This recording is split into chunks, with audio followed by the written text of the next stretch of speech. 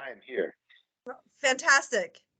Thank and you. Commissioner Strohmeyer is tied up, so you guys just have the two of us tonight. Well, Kyla, take it away.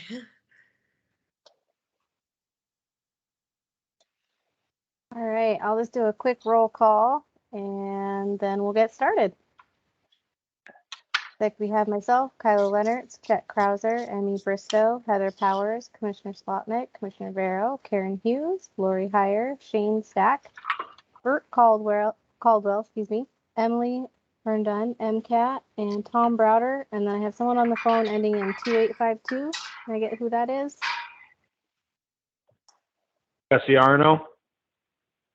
Thanks, Jesse. And that's everybody right now. Great. Well, it looks like next on the agenda is our budget request for community councils. Lori. Hi, everybody.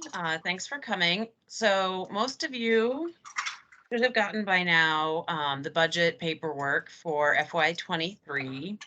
And really, we wanted to use this time just to be able to answer any questions. I don't know how long, we really need, unless you have some pretty crazy specific questions that you haven't reached out to us about already. So any thoughts from councils? Anything's going on? All right, Bert. Yeah, real quick question. If we want to spend some money and it exceeds our current balance on our account, would you prefer that we spend out of our account and then ask for the balance, or would you prefer, since what we're looking at is in excess of the $1,000, or would you prefer that we simply ask for the whole thing and keep our 1,000? You don't have to replace anything. That would be 2 requests versus 1, I think, is the way I'm asking that. So what is the project that you're anticipating that will eat up your balance? Communicating to the local community in West Riverside concerning the zoning that's up, that was put on the table the other day, and the subdivision for the West Log Yard. Excuse me, I'm having trouble talking today. But so if we communicate with them, it's probably going to cost more than $1,000 to do the printing and the distribution of the mailing. Okay. My thought, and what I've done in the past, instead of spending $1,000 and asking you to replace that, plus asking you for the extra, let's say a couple of hundred. Okay. Would it be better for you if we simply ask for the $1,200 up front, and then you don't have to reimburse us at all for this year? Yeah, no, I think you should put that in your budget request.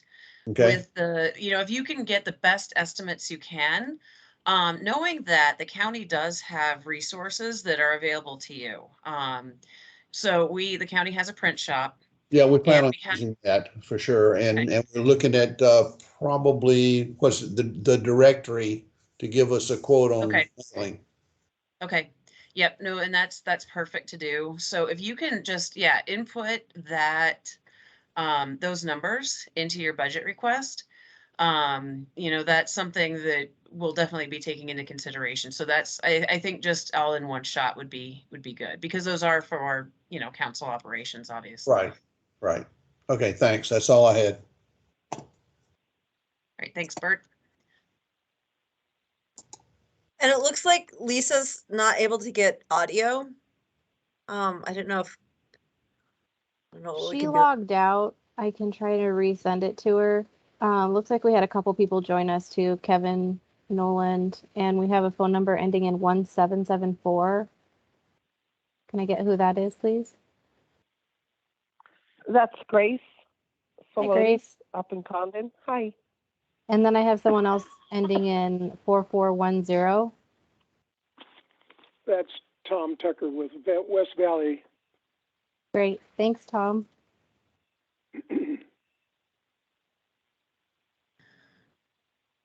All right.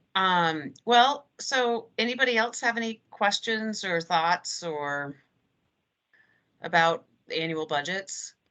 I don't know, is anyone from East Missoula on the line? I know you're not meeting during the summer months.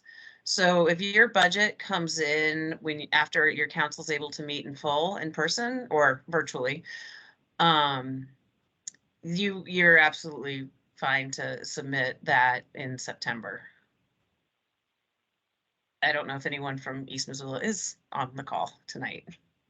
Normally Lee is, I think. Yeah, Lisa was, but she said that she couldn't, Oh yeah, she couldn't hear. so she left. We can Uh, follow, we can follow up and just leave him a note. We'll leave Lisa a note. Yeah. Yeah. Okay. And I'm sure Lee would be in touch with us anyway about that. She's good about following up on things. So yeah, if any councils have any questions between now and when the budget requests are due, feel free to reach out to both Heather or me or both of us just directly, and we can get your questions answered or hopefully straightened out. Thanks, Lori. All right, thank you. Heather, I know Heather's on the line. She was the one, she's kind of doing this. Here she is. I don't know, Heather, did you have anything you wanted to add or remind people of? Not really, just that the packets are going to be due end of June. And you can submit those digitally, by snail mail, whatever's easiest for you. We'll find a way to work with. And then the agreements will be coming out at a slightly later date. But looks like Lisa's on the line. Hello. Hey, Lisa. Sorry about that. My home computer is just very finicky. All good. Did you have any questions about council budgets? Sorry, no, I haven't heard anything. So yeah, I won't ask any questions. Okay, well, and Lisa, I just was mentioning that if you and or Lee have any questions, feel free to reach out to us.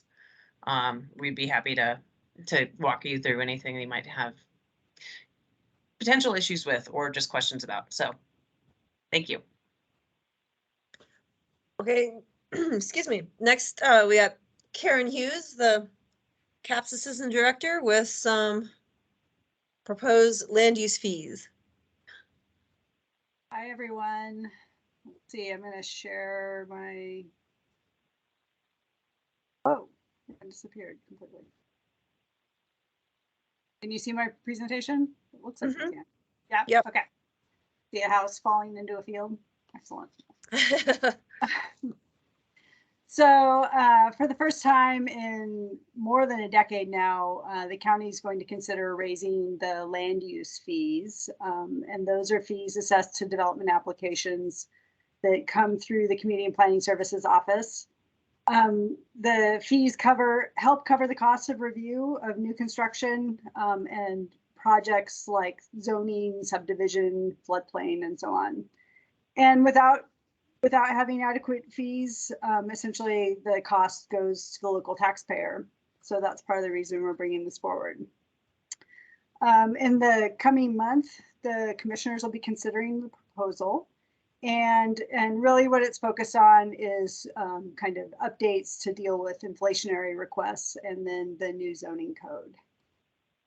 So I'm going to do a quick overview of the information, and there's a link on the Missoula County Voice website where you can find most of this and more, including the actual fee schedule. I'm not going to put that up here because it would be impossible to read. But first of all, what are land use fees? As I said, they're the fees that we charge to cover the costs of development review for subdivision, zoning. So when people rezone projects or take projects to the Board of Adjustment, the floodplain and shoreline permits, buildings for lease or rent, all of those are covered by these fees. There really is a benefit to both property owners and developers and the public because we ensure compliance with the regulations that implement county policy, meet community design requirements, and they protect public health and safety. And we know that these are not the only fees charged in the development review process. For example, there's fees charged by the building through building permits. I think you've heard about those. The health department, engineering reviews, etc. But these are the ones that the CAP staff reviews. So why we are considering the cost of fees, as I said at the beginning, we haven't really updated them in more than a decade. And of course, our community's grown and changed since then, and the cost of providing these services has increased. And so, of course, our fees are out of date. Our fees were based on a 50% recovery model. So there was a study done in 2010, and the commissioners adopted fees in 2011. And at that time, the fees they adopted assumed that only 50% of the costs of the review process would be covered by the fees. So now they're really out of date. We're keeping with that idea of a 50% recovery, and part of the reason for that is that, like I said, development review benefits developers because they have compliant applications, but it also benefits the public because we're protecting public health and safety. And that's pretty common for communities to only recover 50 to 80% of the costs of review. But without updating our fees, of course, taxpayers are covering more and more of the costs. So we're hoping that by doing this update, we'll sustain and hopefully even be able to enhance our development review services, and there'll be more equitable cost sharing. In terms of other ways that fees help and benefit developers and especially those who are putting housing on the ground for us, the fee revenue helps us maintain adequate staffing and helps us to avoid delays. And of course, when developers incur delays, and they end up with longer project timelines, which means longer time for them to carry the costs of land, and ultimately more expensive homes and structures. So by doing this, we're hoping that we can have adequate staffing, and that means there's people available to answer questions, whether it's a developer or a member of the public, help us get those development reviews completed, and even improve our workflows and regulations. We are doing a number of things to help avoid delays in land use reviews. I know there's lots of conversations in the community about how long it takes subdivisions to go through review processes, whether it's the city or the county. Updating our fees and making sure we have adequate staffing is part of the county's strategy to deal with those things. We're also involved in public and private sector discussions to help identify and troubleshoot bottlenecks in the process. We've been reaching out to other communities to learn how they do development review so that we can come up with new strategies to streamline our processes. We're doing our own reviews of our workflows to make sure we're catching those bottlenecks and trying to open them back up. We've been working on a development activity tracking system so we can see where things get stuck better. The new zoning code provides better application processes and review. And then we are also shifting our staff resources and hiring some additional staff. And ultimately, part of what we're doing is implementing the Housing Action Plan. So in terms of how we set up our new fees, and I stick up the fee proposal, but like I said, it would be hard to look at. But essentially, our goal was to keep at that idea of recovering 50% of the cost. So we did an inflationary adjustment for almost all the fees, essentially inflation going from 2010 to today. And that, like I said, is subdivision, zoning, floodplain, shoreline, buildings for lease or rent. Well, buildings for lease or rent is a little bit different. We did higher increases for zoning compliance permits. Part of the reason for that is that although the new zoning code provides a lot of new entitlements, and applicants can bring projects in for administrative review to get yes or no without having to go through a board review, those reviews are also more complex. So that we had to raise the fees higher for zoning compliance reviews to make sure we're trying to cover some more of the costs. And then we also had to bring forward new fees for services that we do that didn't really have fees for them. or they're the kinds of reviews that didn't really ever exist. For example, the conservation design, that we've never had that before, and so we had to kind of create a new fee for that. And also the subdivision phase development review. We've had phase developments of subdivisions, but never really had a review fee for it. So where you can get information about this is on the Missoula County Voice, and I think folks have talked to you about that. There is an increase to land use fees page, and there are options. You can see answers to a whole bunch of questions. You can submit your own questions. You can see the actual fee proposal, and you can submit comments all in one place.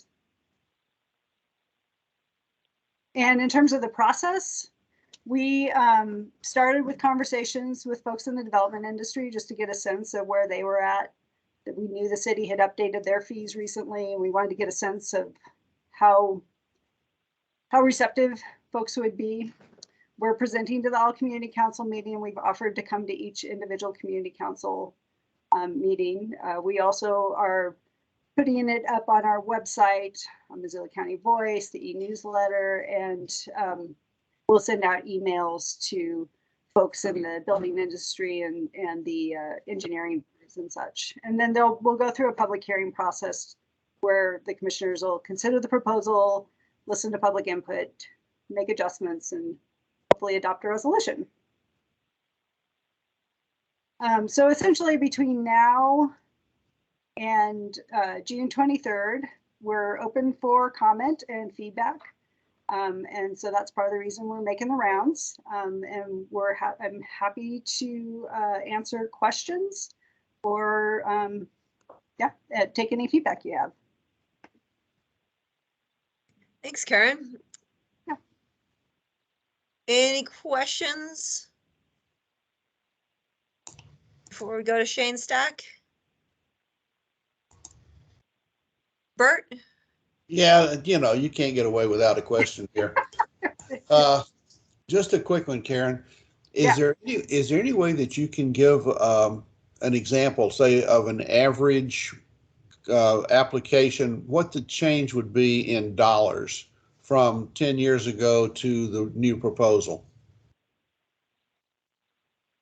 Well, like I said, it kind of depends. They're different. So multiple household dwelling, just to pull a zoning compliance permit, just to do zoning compliance. I mean, they're pretty easy to explain, but in 2011, we charged $150 and up till today, and now we're going to charge $300. So that fee is doubling, but a $300 permit for a multifamily review isn't really a substantial cost when you consider the overall cost of the structure. So that's one example. There's zoning compliance permits are relatively low in the scale of things. Let's see, the ones that are much higher are things like, let's see, doing a Board of Adjustment variance. The current fees are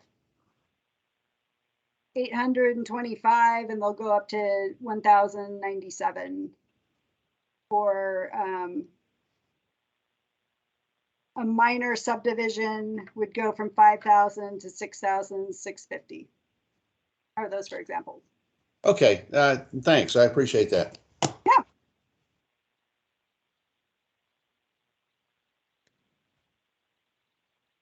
Okay, Kyla, I don't see any more comments or hands. I don't either. Okay, and if anyone's on the phone, well, they're all unmuted, so yeah, okay. And then I think Kyla put Karen's email in the chat, and check it out on the Missoula County Voice platform too, which will have more details and you can really dig into it and provide comment. Okay, Shane Stack, Public Works Annual Report. All right. Well, I'm going to share my screen.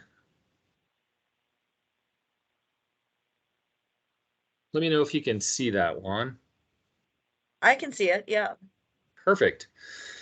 All right. Well, gosh, back in February, I think I want to say it was January or February, our CAPS partners did a annual report presentation for this group, and I think there was a recommendation that Missoula County Public Works do something similar. So I guess I would say first thanks to our CAPS partners, and specifically Lori Heyer for helping us out, because we basically modeled our annual report after their annual report and developed it in kind of a similar fashion. So I appreciate our CAPS partners for helping us out. So yeah, we spent a couple months, put that together, and it was basically based on information from 2021. So we'll run through that. So the first, oh, and I guess I would just say too, if you do have questions, feel free to jump in. I don't know that I'll be able to see anybody with a hand raised right away. So I don't know, feel free to just interrupt if you have a question. But so the first piece was on our road and bridge crew in the Missoula area. And so some of the highlights is we started doing chip seals for the first time in a long time at Public Works. And one of the benefits of chip seals are it's a more cost-effective approach to extending the life of your pavements. So it hadn't been done for quite some time. In the report, it says 20 years. So I'm gonna say that's true. I haven't been around for 20 years at Public Works, so I don't know for certain, but it had been a while. So it's kind of call it a new process for us at Public Works. And I'll talk a little bit about some of the projects in the Seeley Lake area. There's most of the projects were focused in the Seeley area. Gravel production. We generate approximately 31,000 tons of gravel, and we'll buy a little bit here and there, but it's pretty rare that we're going to be buying gravel. The only reason why we would ever buy gravel is if it was cost effective. If there's a gravel pit that is pretty close to a project site and it's cheaper for us to purchase rather than haul from one of our pit sites, then we'll purchase some. But for the most part, we produce our own gravel. We are able to produce gravel at a significantly lower price than we would have to purchase it. So it makes sense financially to continue to produce. We've typically been operating in the Miller Creek area. We've got a gravel pit in Miller Creek, but we do have a private lease pit in the Potomac area and a pit in the Seeley Condon area. And we've actually just I guess I'll talk a little bit more about some new pit sites too. In 2021, we purchased a 27-acre parcel of land at the Y, and that should produce gravel for us for quite some time. It's always hard to say how long, but at least in this report, it's saying at least the next 50 years. Miller Creek has been around since the 70s, and we still have gravel to mine there. So we'll continue to mine that site as well as start to dig into the Y area site. We also picked up a lease with the Forest Service for a gravel pit in the Condon area too. So the nice thing is we've got gravel pits kind of spread out around the county. Crushing gravel, it's easy to stockpile for winter maintenance as well as summer maintenance on our roads. Paving in 2021 didn't do a lot. We did 2.5 miles and we've got around 250 miles of paved roads. So that's 1% of our roads. And I guess if you do the math, that basically means if we continue down that path, we would pave each road every 100 years. And the lifespan of a paved road is about, I don't know, 30 years at best in most cases. So we certainly are going to have to be paving more than that, but the nice thing about doing chip seals, it certainly helps to extend the life of our paved surfaces. So first project on there was Rattlesnake Drive. And so we paved around a mile of Rattlesnake Drive in the county, and it turned out really nice. I thought it was done and it looks is about as good as I would have expected it to. it was totally funded by one person that lives in the Rattlesnake. We did not fund that project. So that was a huge shot in the arm for us to have somebody provide enough money to pave 1 mile of roadway in the county. We also paved Roman Creek Road in Frenchtown, did 0.6 of a mile there. Harper's Bridge Road, some spot repairs in the Frenchtown area. O'Connell Drive in Lolo, a short section there. And then if you're familiar with Lurch and Ola in East Missoula, we did about 3.34 miles there. So plans for 2022, we are still going to ride that chip seal train. We have around 10 miles of Petty Creek Road that needs to be chip sealed. That was originally constructed and paved in 2015. If we can get a chip seal on that, we'll certainly extend the life of that roadway and pavement. That's going to cost us around $345,000, funded mainly through BARSA, which is the Bridge and Road Safety Accountability Act funding, which is basically kind of a special gas tax at the state level. Moving on, there's a little bit of paving work we'll do. There's a stretch of road near that gravel source that I told you we had purchased at the Y that we're going to pave. It's 0.4 miles. It was paved several years ago. I shouldn't say it was in a paved condition. We pulverized it a few years ago with the plan of paving it, and so we'll finally get back to paving that this summer. Hyton Street in East Missoula, for those of you who are in the East Missoula area, short piece, but a piece of roadway that's in rough shape that we hear a lot about. Allamont Drive in Lolo, short section there that's going to get paved, and then a handful of railroad crossings in the Lolo area will also be paved, and then Loisel Lane, a railroad crossing. And then just, I guess, touching on the equipment. Boy, we certainly would like to buy more equipment, but we don't really have the funding to buy a lot of new equipment, and so we've fallen on to our federal partners to provide equipment that is no longer used, and so there's a program through the DNRC where we basically get secondhand equipment from federal agencies that no longer use their equipment, and it's turned out to be pretty important for us. We've ended up picking up quite a few pieces of equipment, and this last year is no different.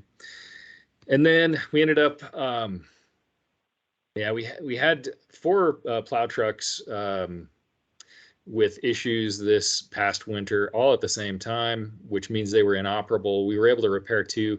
2 of them were not repairable, though. We ended up having to go to bid for used equipment, and we were able to pick up some used plow trucks out of Salt Lake that were formerly Salt Lake County plow trucks.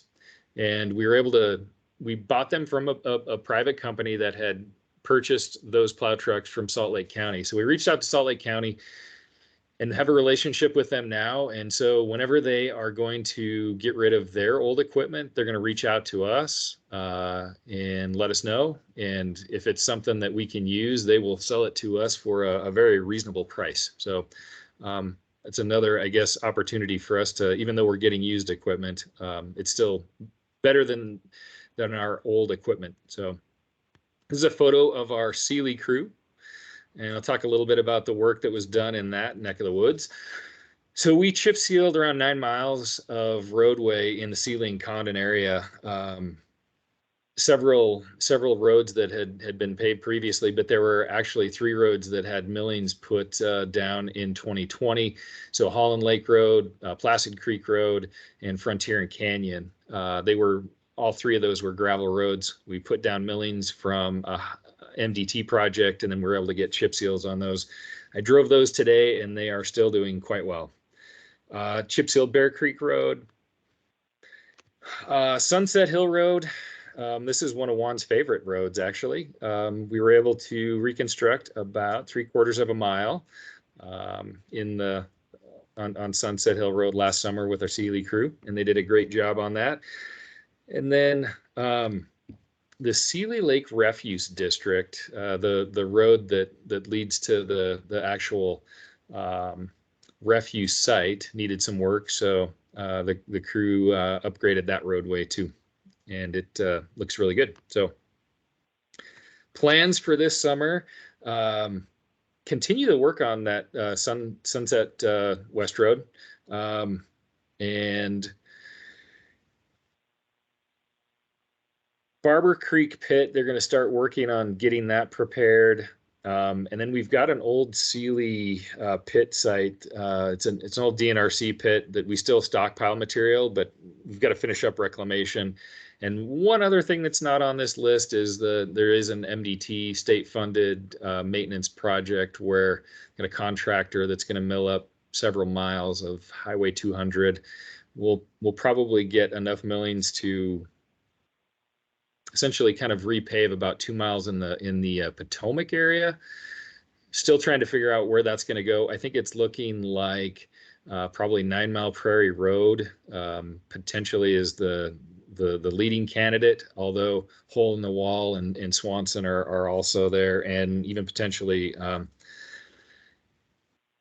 Sunset Hill Road. So that's it for the road, folks. Any questions on that before I jump on to surveyors? All right, hearing none. So our surveyors, we've got a crew of 3 folks, and they do a lot of reviews of public land surveys that private survey companies do. So they reviewed 126 surveys this past year. One of the things that Steve Nide does is gosh, he's almost a historian and artist. He's able to go back and review where old roads probably were and document where old roadway right-of-ways still exist. And so this Bitterroot Road listed on there twice is a good example of that type of effort that Steve and his crew do. Woodworth Road, did a survey report on 6 miles there. Mill Creek Road research, and it's kind of an interesting one. There's quite a bit of roadway on Mill Creek Road that goes through the Forest Service that there are some folks that live quite a ways back into some rough territory and wanted some help this past year on some road repair. And Steve did a lot of research and trying to figure out, is that really a county road or is it Forest Service? So there's a lot of help there. Lowsell Lane, just looking at right away for a railroad crossing improvement, helped out with Lolo School and some improvements that will be happening on Lewis and Clark Lane with MRL crossing. So we needed to get right away for roadway and water line improvements on MRL property. Build grant, a lot of support there for right-of-way acquisition. Pulp Mill Gravel Pit, they went out and surveyed the property boundaries for that. Sharon Fishing Act site, the overflow parking area, did a lot of research on easements there. And then Sunset West RSID helped out with some issues with access. All right, let's jump to the building division.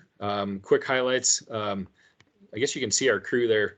Basically what we have, we've got a building official, several permit techs, several inspectors, and a plans examiner. That's our building crew. Some of the highlights, so permit totals from 2021, electrical permits, almost 860, plumbing, almost 390, mechanical, 780, and approach permits, 340. I won't bore you with all those details, but there's a lot of permits that go through that department. Some of the things that they worked on this last year was just trying to improve our permitting software, Odyssey. Dave Larkin put together a tip sheet to help folks, both homeowners and builders, get through the permitting process. And kind of a how-to brochure as well. So I think there's a lot of efforts this year on some improvements. One, we're trying to get our inspectors and our permit techs permitted more than just minimums or basics. Trying to get them certified, I guess, to the maximum extent possible, which is a good thing. There's not a lot of building departments that have a staff that's as certified as that group. Looking at ways to do more outreach with our customers to get feedback, and I'll I guess tell you this: we had a meeting in Condon, and there was a lot of comments about how long permitting processes will take, and so one of the things we're trying to do is figure out a way to improve that timeline, and it's going to require a partnership with not only the building department but several of our other partners at the county. So heavily focused on that. Our RSIDs, so water and sewer side, we have 4 systems. So we'll talk about Elmar first. Elmar, if you're not familiar, is out on Mullen Road. In between Cody Lane and Kona Ranch Road on the south side of Mullen Road. They've got a water system. They pumped out around 78 million gallons of water. Sunset West is a water system out at the Y, and they pumped out around almost 10 million gallons. And then Lewis and Clark is a sewer and water system. They hit around 6 million gallons of water there. And that Lewis and Clark is a sewer water system in the Clinton area. Lolo, we've got a wastewater and water system. So the wastewater, they treated almost 78 million gallons of wastewater. So you flush the toilets, take showers, wash your dishes, wash your clothes, all that stuff goes to that treatment plant. Potable water, almost 315 million gallons of water pumped. Some additional highlights, updated the lab. So there's the new lab. They do a lot of water testing and wastewater testing there. So that was the before lab and the after lab.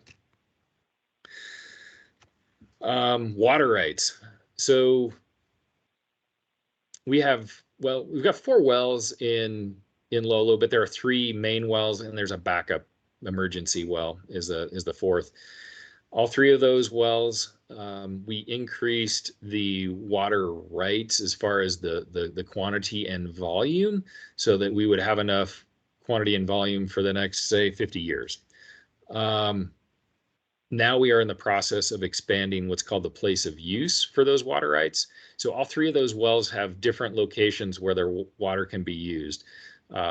So that there's no consistency in where those water rights are. And so we've expanded the boundary we're trying to expand the boundary of where those water rights will be, as well as having a consistent location where all of those wells will have that same boundary. So there's no question as to whether or not the water that's being used is inside or outside of that water right boundary. Gosh, a handful of things here. I'm not going to try to touch on all these, but I think the biggest thing is we have received millions of dollars in ARPA funds for the Lolo sewer and water system. We're probably going to be in the neighborhood of around $8 million that's going to go to sewer and water. So we've been this last year just been working on preliminary engineering reports for both water and sewer to try to figure out what work needs to be done and how much it's going to cost. So we have the water system PER done and completed. We will not be able to, with the ARPA funds, complete all of the repairs and upgrades that will be needed for the water system, but we're certainly going to make a significant impact on the work that needs to be done. Sewer side, we're still trying to finalize that PER, but we're darn close, and we have a really good idea of what work is going to be done with the sewer system, and it's probably going to be in the neighborhood of around $6 to $6.5 million worth of repairs and upgrades to the system. Let's see, As far as the ARPA projects go too, we do have a little bit of work on the Y area system, the Sunset West system. There's some of the facilities on the call it the well and pump side are underground, and when the spring hits, sometimes there's high enough water that inundates the underground vault. So we're going to just pull everything above ground. So that's the project for Sunset West. And then Lewis and Clark out in Clinton, there's a $80,000 project roughly that just updates a membrane filter and pump. So that is the kind of the synopsis for our folks on the sewer and water side. So we'll touch on the Seeley Lake Refuse District. So we do have a refuse district in the Seeley area. And basically what it's set up for is if you have garbage or trash that you want to dispose of, there's a site in the Seeley area that you take that to. The folks in the district pay a certain amount annually,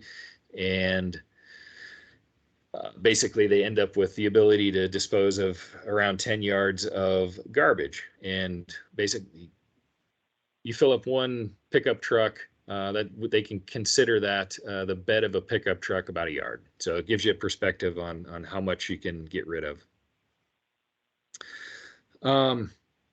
Highlights, they, I guess, served 19,000 customers or 19,000 visits, which was a record, I think, for them.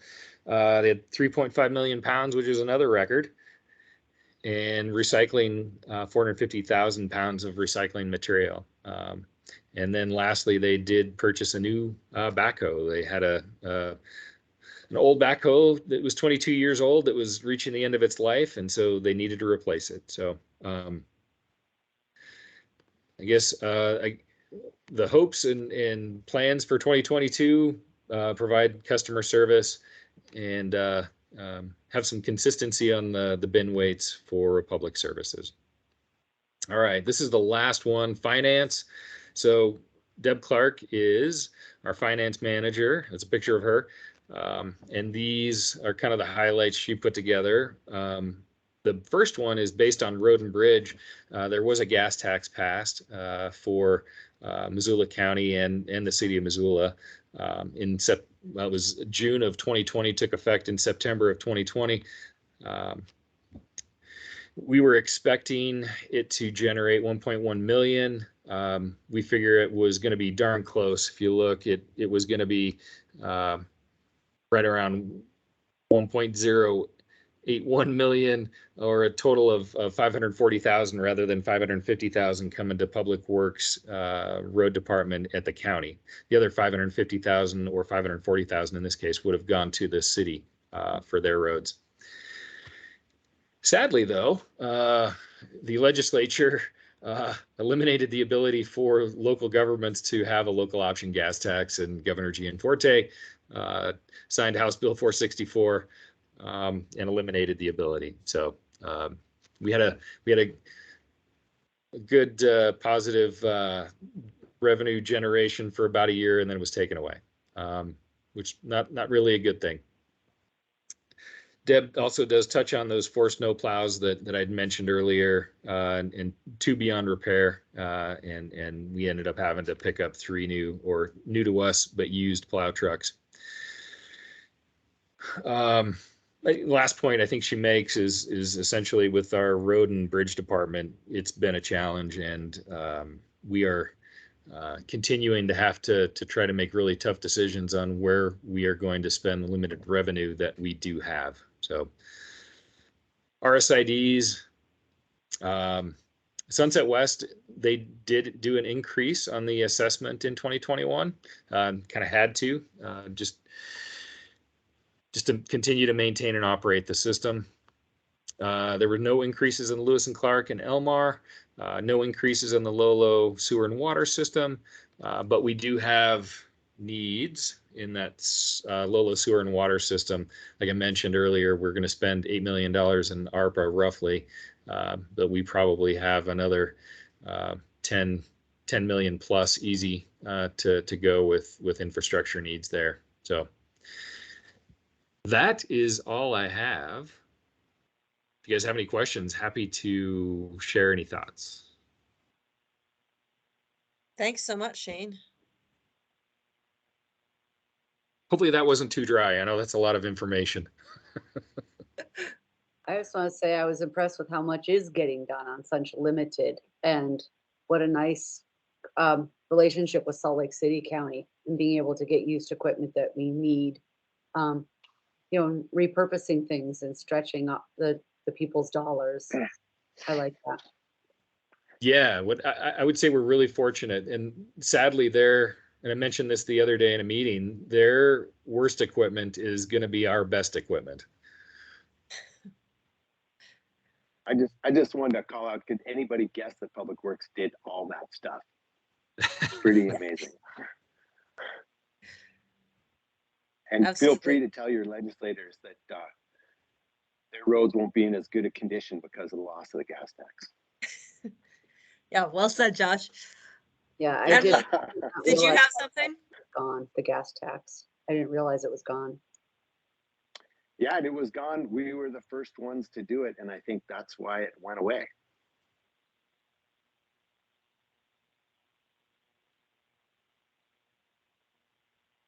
Any other comments or questions? Yeah, great job, Shane, and great job to the crew. Yeah, thank you.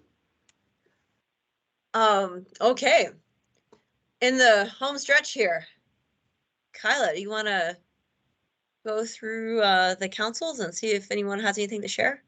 Sure. I'm just gonna go backwards tonight. So I'm gonna start with West Valley. Tom Tucker, if you're out there, do you have anything to I'm update us here. on? Can you hear me?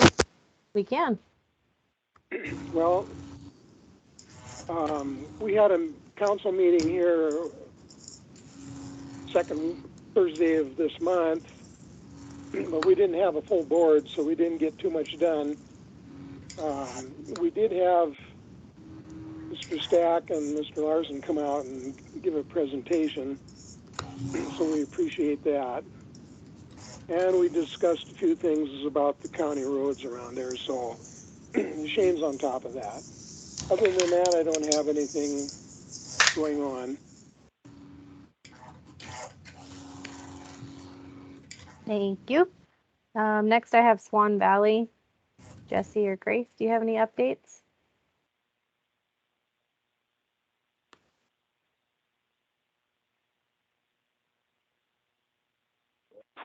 No, this is Grace. I'm new, so I'm just kind of learning and listening. Thanks for being here, Grace. It's really great to hear from Swan Valley and West Valley too, Tom. Thanks for being here. Yeah, this is Jesse, and on the road crew stuff, they've been up here grading and stuff. They got their graders together, Joe Miller and stuff, and some of the roads back in control, so I can say for that.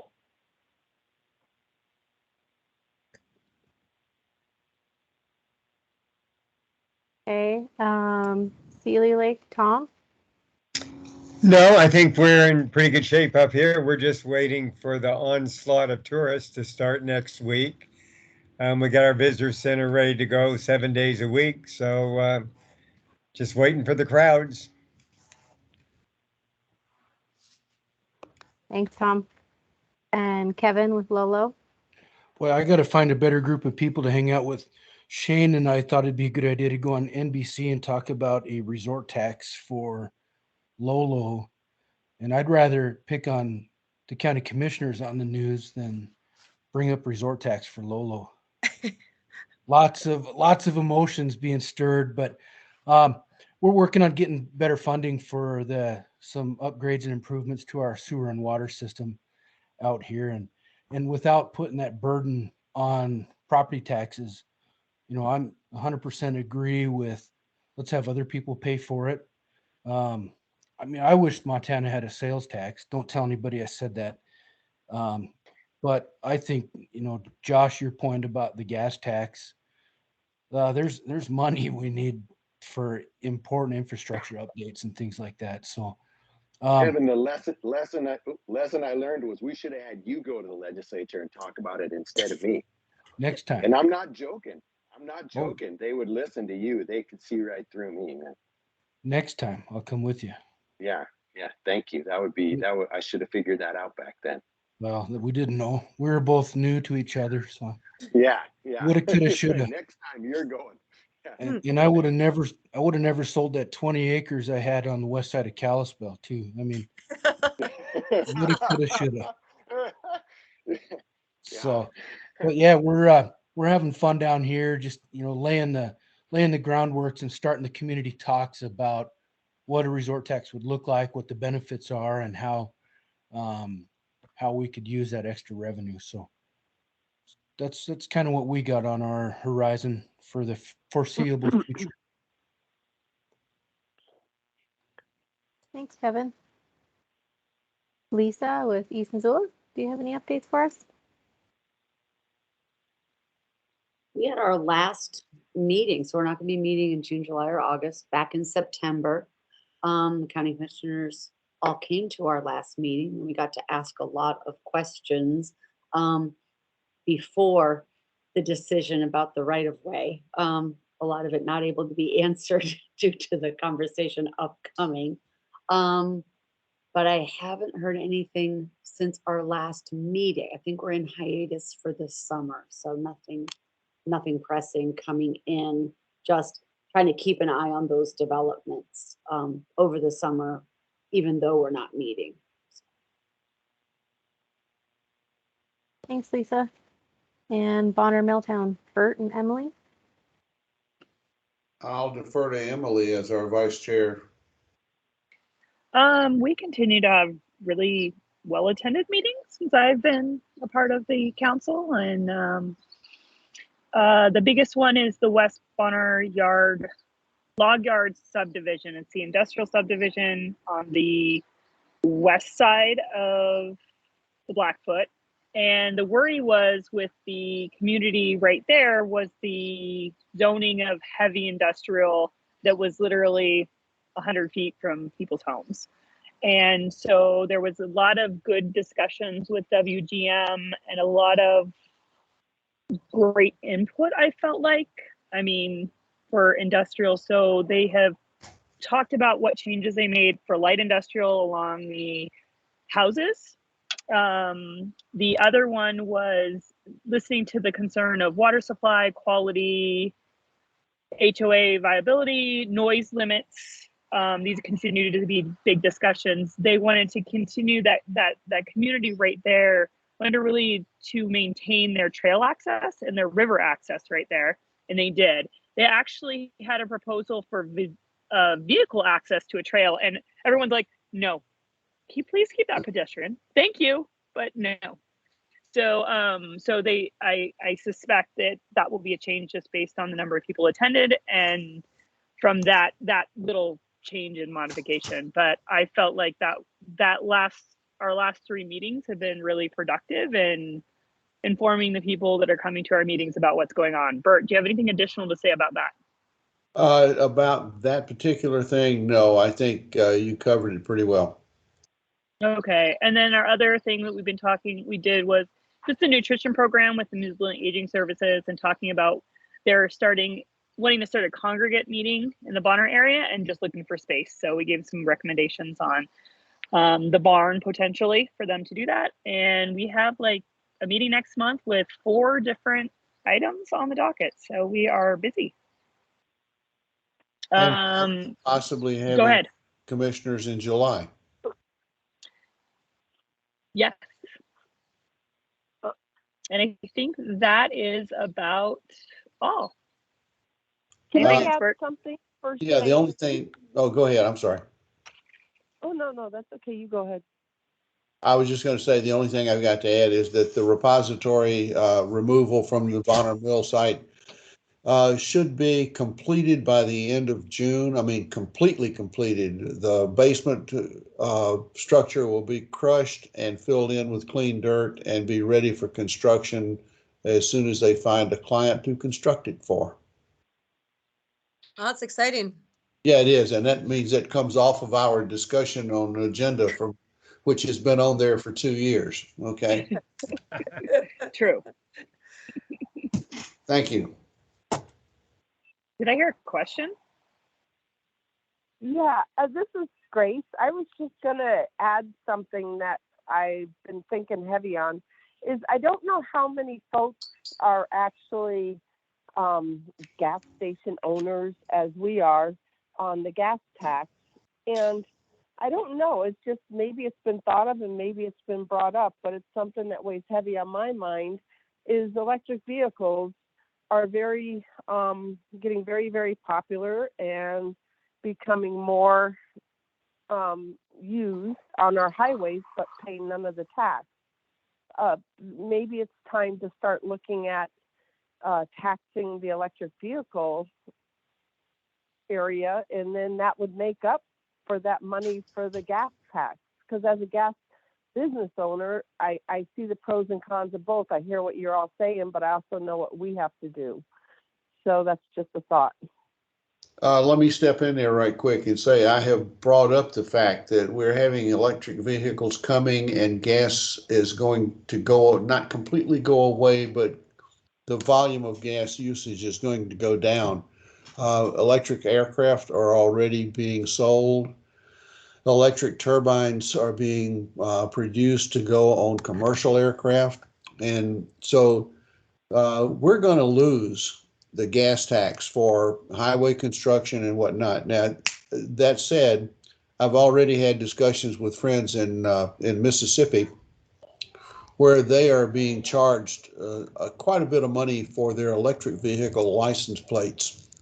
And that is to replace the gas tax for highways and bridges. They were really upset until I started asking them how much they thought they paid in gasoline taxes and compare the two. So, but we need to be prepared for that. I've been speaking to this for about 5 years now, and we're not doing enough to be prepared for the fact that electric vehicles are going to be prevalent, and we still need road and bridge taxes to cover it.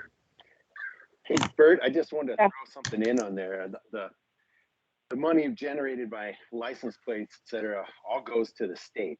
And what we were trying to do with the gas tax was make it so the people who drove on our roads paid for the work that needed to be done. People who use the roads should pay for the roads. It's just straight up fairness. If we could figure out a way to do that with electric vehicles, that would be great.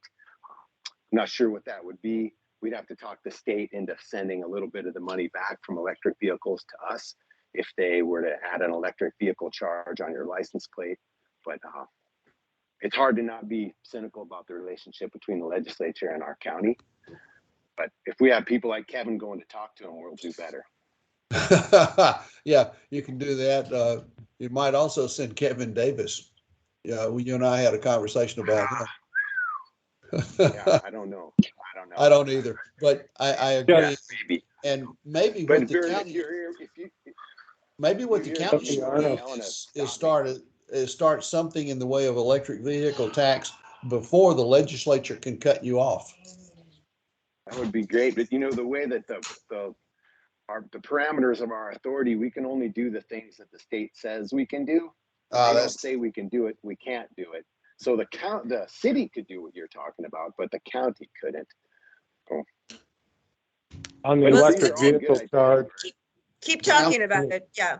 Sounds like a partnership coming here between the county and the city. Yeah. Yes, I agree. I agree. Thanks for talking here on the electric vehicle charge. Instead of doing it by license plates, couldn't they charge by kilowatt hours of used on the meters? There you go. When they slide their cards in or whatever, however they pay for it. So in Idaho and stuff, you go to a lot of car washes now. It's all done by card, and all the water expense, everything goes on the card. Yeah. At least right now in Missoula, most people who have electric cars charge them up at their homes. Yeah, but if they had a charging station put in, they could put a meter on that charging station in their home. It'd just be like a meter anywhere else, a separate meter. it's gonna go on that because they're not charging a lot of them off of 110. They got a charging dock they put in there. Yeah, I have a 220 at my house to do this. That's what I'm saying. They're not 110. They're a separate meter, so you put it in your box and have a meter for your charge port for your car. Every time you plug your car in, that's gonna measure kilowatt hours. Pretty much like your power meter does. Almost sorry I started that conversation. No, Grace did. So thank you, Grace. But it's 7:30, and so we gotta wrap this up. We own a gas station, so I know the pros and cons of what that tax was, and it wasn't kind to us being where we're located, where people would say, we're just going to go to the next county over and we don't pay it, you know, so and then we lose gas customers, so it really stunk for us. So, you know, it's tough when you're in business and you're trying to weigh everything and you're the one paying everything all the time. So then you see the electric cars and you're like, well, what about them?